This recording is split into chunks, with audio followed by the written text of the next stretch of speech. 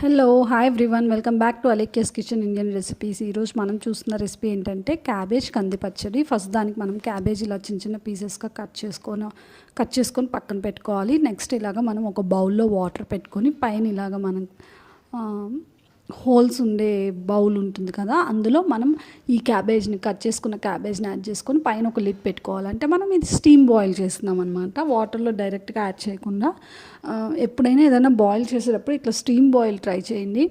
మనకి న్యూట్రియంట్స్ ఏమీ పోకుండా మినరల్స్ అన్నీ వైటమిన్స్ అంతా బాగుంటుందన్నమాట. ఇలా ట్రై చేయండి. సో అది ఓ పక్కన మన స్టీమ్ బాయిల్ అవుతూ ఉంటుంది. మనం ఒక ప్యాన్ తీసుకొని అందులో కొంచెం ఆయిల్ యాడ్ చేసుకోవాలి. ఆయిల్ యాడ్ చేసుకున్న తర్వాత ఆయిల్ కొంచెం హీట్ అయిన తర్వాత మనం ఇలా ఇంగ్రీడియంట్స్ అన్నీ రెడీ చేసి పెట్టుకోవాలన్నమాట. ధనియాలు, జీలకర్ర, కందిపప్పు అండ్ అలాగే ఎండుమిరపకాయలు, పచ్చిమిరపకాయలు, వెల్లుల్లిపాయలు కూడా కొంచెం పెట్టుకోవాలన్నమాట. అది నేను ఇక్కడ యాడ్ చేయలేదు.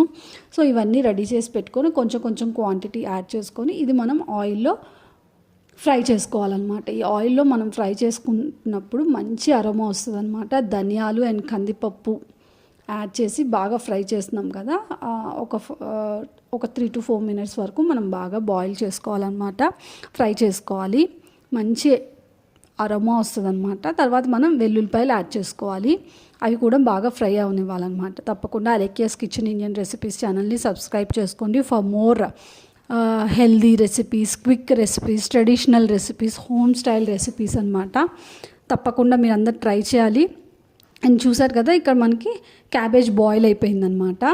బాయిల్ అయ్యేలోపు మనకి ఆ మసాలా అంతా మనం ఫ్రై చేసుకున్నాం కదా, అవంతా మనం ఆరబెట్టుకోవాలన్నమాట బాగా.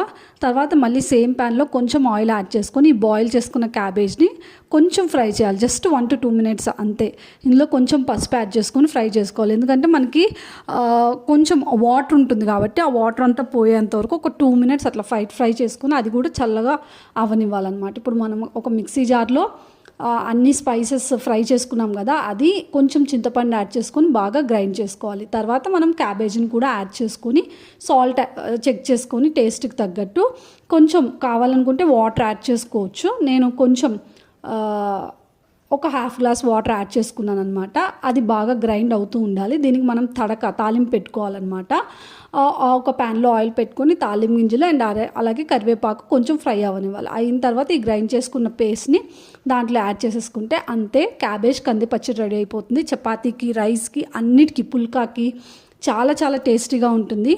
తప్పకుండా మీరందరూ ట్రై చేయండి. సబ్స్క్రైబ్ చేసుకోండి అలేఖ్యాస్ కిచెన్ ఇండియన్ రెసిపీస్ ఛానల్ని. Thank you so much. Bye bye.